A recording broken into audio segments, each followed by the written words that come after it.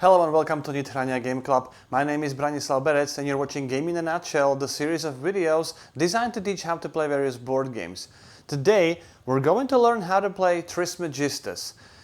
Definitely one of the heaviest games of 2019, but it gives you a lot of options, a lot of things to do in the game, and if you like discovering the depth and the nuances of the game, this is definitely the one for you. And here is how it plays.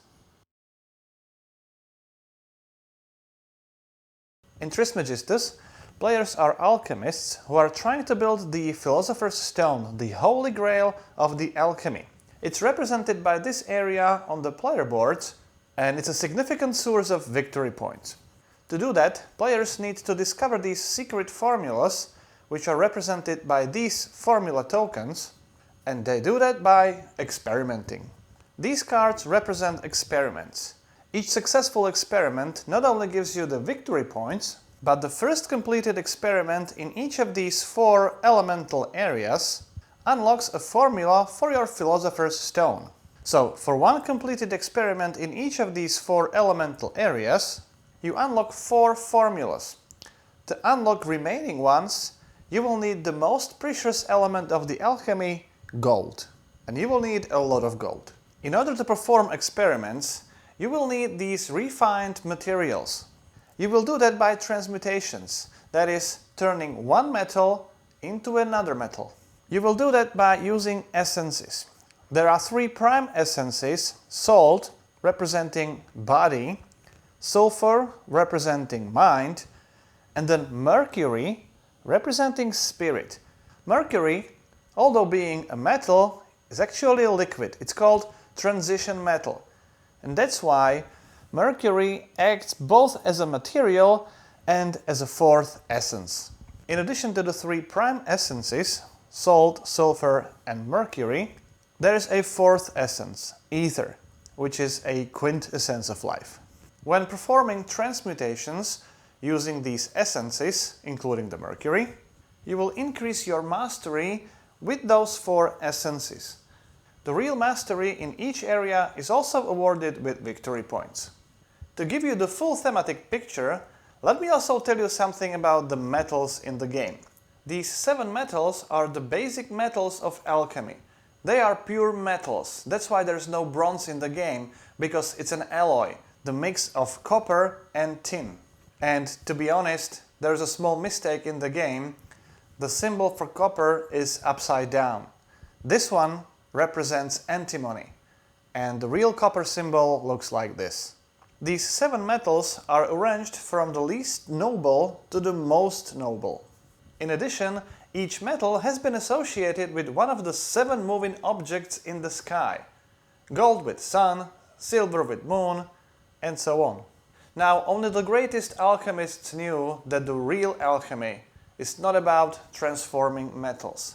The real alchemy is about transforming us, humans, from the least noble state of being to the most noble one. This wisdom was and still is so important for us that it has been engraved into our everyday life, because the names of every day of the week originated from this alchemical order. So we have Sunday, Moon Day, and Saturn Day, and although other names have been changed to the Norse version, the Spanish or Italian language still have very close association with this ancient wisdom. First, sort these experiment cards by their type. These are starting experiments, masterpiece experiments, and level 1, 2 and 3 experiments. In a 3-player game, remove cards with this 4+ symbol, and in a 2-player game, remove also the cards with this 3+ symbol.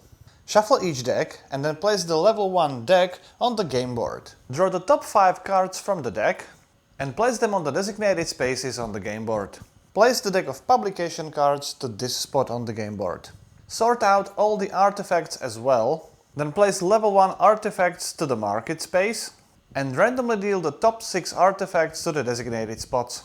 This is a mastery track. It has 4 sections and each section is associated with one of the essences. You can use these pre-printed associations, or you can use these dominant essence tokens and randomly change these associations. Then shuffle the bonus tokens and place 8 of them randomly on these X spaces. Take all the dice with alchemical symbols, and in a 3-player game, remove 1 black die from the game, and in a 2-player game, remove also 1 red die from the game. Then roll all the dice, sort them out by the symbols, and place them on the corresponding bowls on the game board.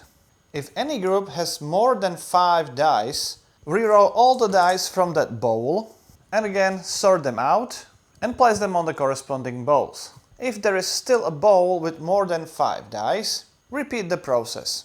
If there is more than 1 bowl with more than 5 dice, you have to re-roll them in a specific order. Start with this bowl, then continue in a clockwise direction and finish it up with the bowl with an infinity symbol. Then each player chooses a color and takes all the discs of that color. Randomly determine the starting player and place the large disc of that player to the first spot of the current order track. Then other players in a clockwise direction place their discs on this order track as well. Then, in the reverse player order, each player chooses the player board. If this is your first game, you may consider distributing the player boards as recommended in the rulebook. Then each player takes 2 reaction tokens with the charged side up, then 1 of each essence tokens, and then 1 raw material from lead, copper, tin and mercury. Then the second player in a player order also receives 1 ethereal die, third player in a player order would receive 2 ethereal dice, and a fourth player receives 2 ethereal dice and 1 more raw mercury material. Then each player takes all 8 formula tokens which are associated with their player board and randomly places them onto the corresponding spaces. Then again, each player takes 2 starting experiments, 2 masterpiece experiments, 2 starting artifacts and 2 publications. Choose only 1 of each and remove the other experiment cards and artifact from the game. All the publication cards that were not selected are shuffled together and placed to the bottom of the publication deck. Players keep their publications and the masterpiece experiment secret from other players. Then take your starting artifact and place it in one of these 6 empty slots. You can choose whichever you want. Again, if you want to play with an introductory setup, you can take the starting cards and artifacts as per the recommendations from the rulebook. Finally, place all the small colored discs onto the 0 space of the mastery tracks and the large discs on the 0 space of the victory point track. Place the last large disc on player board for easier identification. Trismegistus is played over 3 rounds. Each round, starting with the first player and then continuing in this turn order, players take turns. Each turn has 4 phases: draft, action, reaction and cleanup. Over the course of the round, you will draft and use exactly 3 dice. In the draft phase, if your potency track is empty, you will choose 1 die from these bowls and place it on your potency track. If you already have a die on your potency track, skip the draft phase. You have to fully use the potential of your existing die before you draft another one, and you can only draft 3 per round, so make good use of them. Then in the action phase, the action you can do depends on the color and the symbol of your die. In general, you can gain material, you can gain essences, artifacts, you can transmute materials, you can reserve the experiment cards, you can complete those experiments, and with that, you can unlock formulas. Then in the reaction phase, all your opponents can react to your action. They can flip their own reaction token to the exhausted side, and then they will use the color and a symbol of your die to perform action. They can gain materials, they can gain essences, they can perform transmutation and recharge one of their artifacts. Again, only using the color and a symbol of your die. Then in the cleanup phase, resolve any potential bonuses from the mastery track, and your turn will be over, and then it's the next player's turn in the player order. In addition, if your die reached the 0 space of your potency track, move it to the used die box, and if this was your third die, your round is over, but other players may still perform their turns, And if you have the reaction token, you can still react to other players. When all players used all 3 of their dice in the round is over. At the end of the 3rd round, the game will be over. If your potency track is empty, you must choose a new die.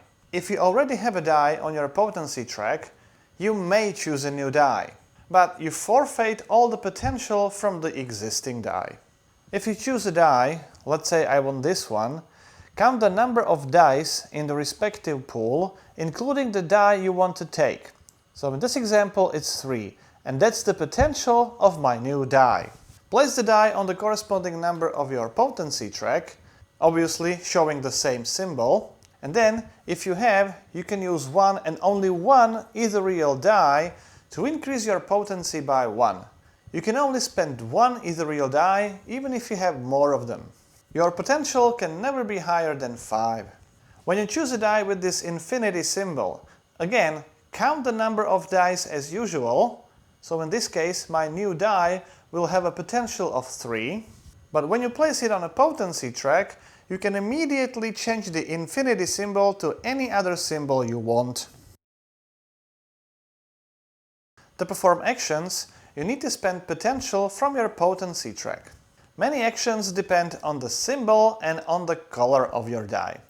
And I will start explaining the actions that depend on the symbol. First, you can harvest raw material. Raw materials are the ones in these circular spaces. Materials in these square spaces are refined materials. To harvest the material, spend 1 potency and then gain the same material as the symbol on your die. In this case it's iron, so place a cube on iron. When you gain material, you always gain raw material. Now, as part of the same action, you can spend more potential to get the same material. The second action that depends on the symbol of your die is to gain essences. For 1 potency, you can gain an essence associated with this symbol on the game board. The symbols of essences are depicted next to each bowl, so if you would choose this symbol, you can only take sulfur. If you choose copper, you can only take either. Remember, mercury is both a material and an essence. Now, if you use this symbol, you can choose any essence you want. Take the essence token and add it to your personal supply. Now, again, as part of the same action, for additional potency, you can gain additional tokens of the same essence. So even if you use this symbol, which allows you to take the essence of your choice, if you spend more potency as part of the same action, you can only take 1 type of the essence. The last action that depends on the symbol of your die is acquiring the experiment card. You can only spend 1 potency, not more. And then you can acquire one of the experiment cards from the area which corresponds to the used symbol. So, take the experiment card and place it face up next to your player board. You can have maximum 2 reserved experiment cards, including your starting experiment, but excluding your masterpiece experiment. If you already have 2 experiments, you cannot take the action of acquiring another experiment card. If you reserve the experiment card of the same round as the current round, after taking the experiment card, replace it with the new card. However, if you reserve an experiment of any of the previous rounds, so in this example round 1 experiment, and we are in the round 2, after reserving the card, do not replace that card. Now, there are 2 actions that depend on the color of your die. First one is transmutation. To perform transmutation, spend 1 potency, and then you can transmute 1 material along the arrow of the same color as the color of your die. You have to pay 1 essence, so you can either spend one of the essence tokens or you can spend mercury. So let's say I spent this token, and then I can turn 1 metal into another. If your transmutation passes over an active artifact, you may use the effect of that artifact, which in this case gives me 2 more essences, and then exhaust that artifact. This transmutation line belongs to this space, these transmutation lines belong to this space, and the same applies for the other corner. Then discard the essence you have used for the transmutation and move your marker on the corresponding mastery track by 1 space. If after advancing you reach one of the bonus tokens, resolve that bonus immediately. Now, for another potency, I can perform the same transmutation along the same arrows, and I can perform the both raw and refined material transmutation. However, I don't have to use the same essence. This time I can use a different essence, including the mercury.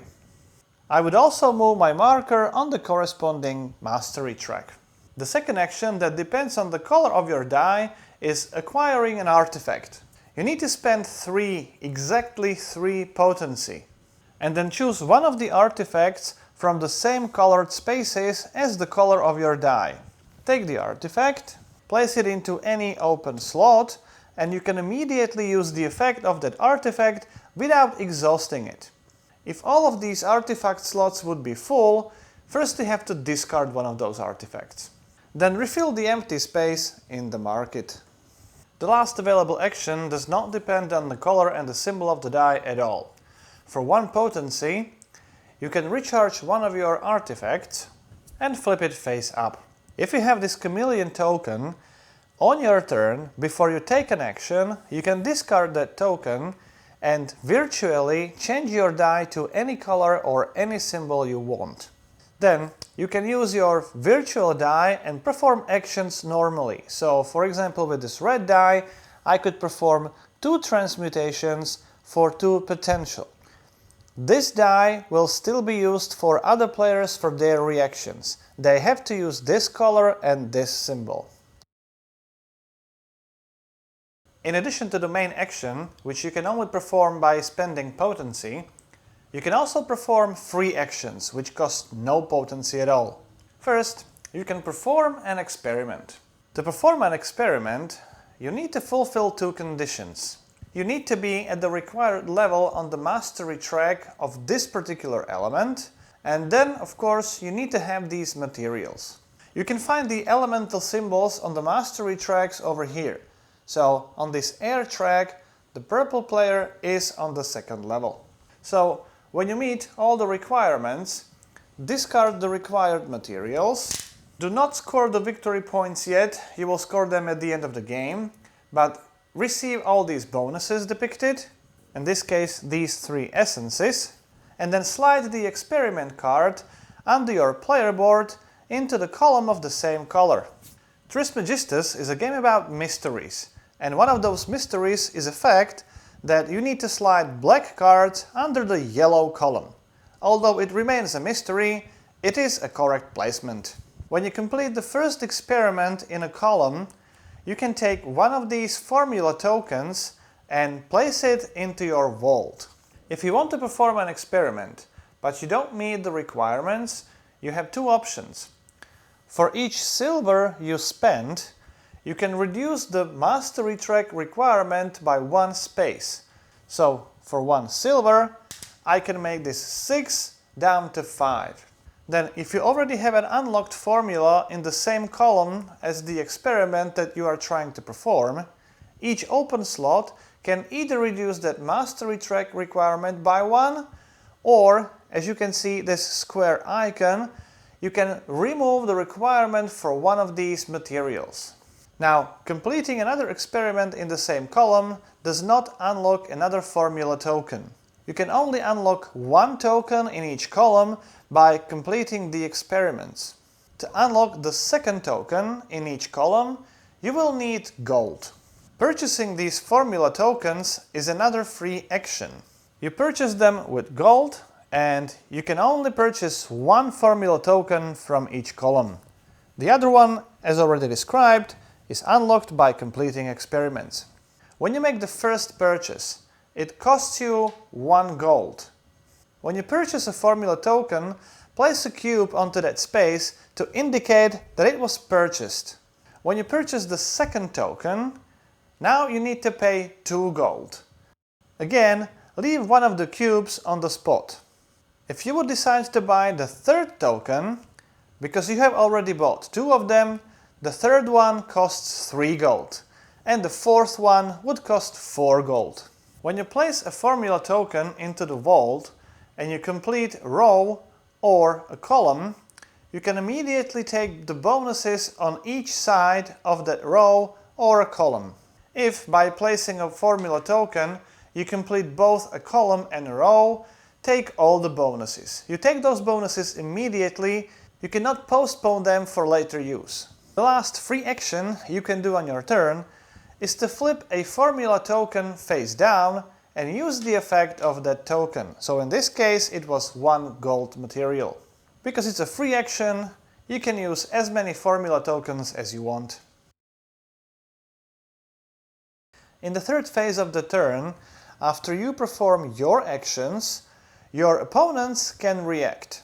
If they have a reaction token with their active side up, they can flip it face down, and they can use the color and the symbol of your die to perform exactly one action.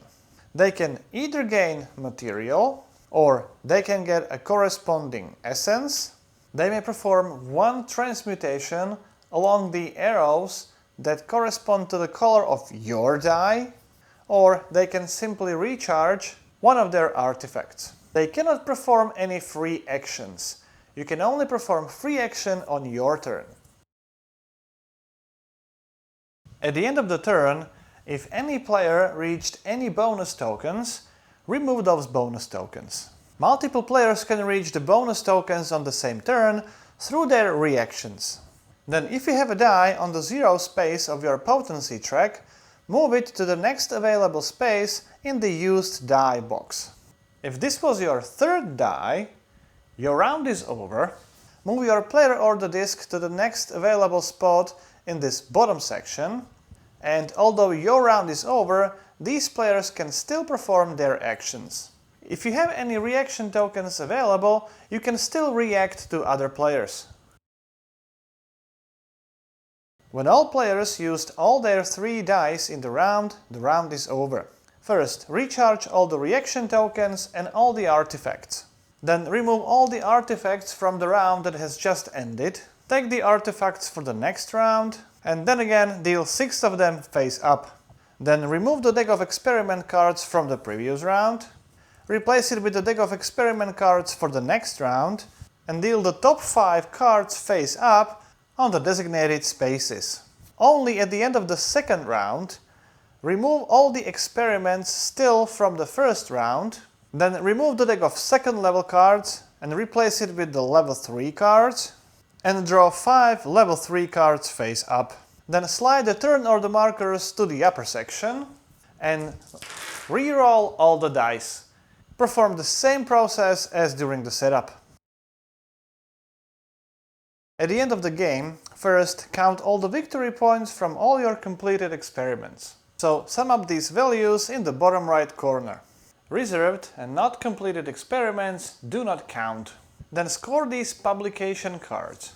Publication cards are some sort of a scoring cards, objectives, and you need to keep them secret. Anytime you need to draw the publication card, always draw 2 cards, put them into your hand, then look at all your cards and choose any one card which you would return back to the bottom of the publications deck. Then at the end of the game, reveal all your publication cards and score them. You need to have these elemental symbols on your player board or in your artifacts, and one symbol count towards only one of the publication cards. If you reach the top space on any of those 4 mastery tracks, also count this symbol. Then score victory points based on the number of unlocked formula tokens from your vault. You can find the scoring table in the rulebook or on a player aid card. Then add the victory points from the mastery tracks if you have discs in any of these top 3 spaces. And finally, for each ethereal die and for each gold, gain 1 victory point. All other tokens and materials are useless. Whoever has the most points at the end of the game is the winner. Gold is obviously a very special material in the game. You can use it instead of any other material in the game, and that means you can also use it as a mercury, and that means you can also use it as a mercury essence. If the game wouldn't be heavy and complex enough for you, You can add these achievement cards into the game. During setup, draw 4 random cards from the deck and you can put the remaining cards back into the box. Then over the course of the game, and only in your own turn, if you meet the requirements of one of these achievement cards, simply claim that achievement and place it next to your game board. In addition to the victory points, some of these achievements will also give you some benefits. Each achievement card can only be fulfilled by one player, and when it is, do not add more achievement cards. And that's how we play Trismegistus. The game has a lot of icons, a lot of symbols, and you can find the explanation of all of those symbols at the back of the rulebook. If you would have any questions or comments to the game, please let me know. I'll be very happy to answer your questions. If you like the series, please subscribe. My name is Branislav Berec. You've been watching Game in a Nutshell, and hope to see you next time.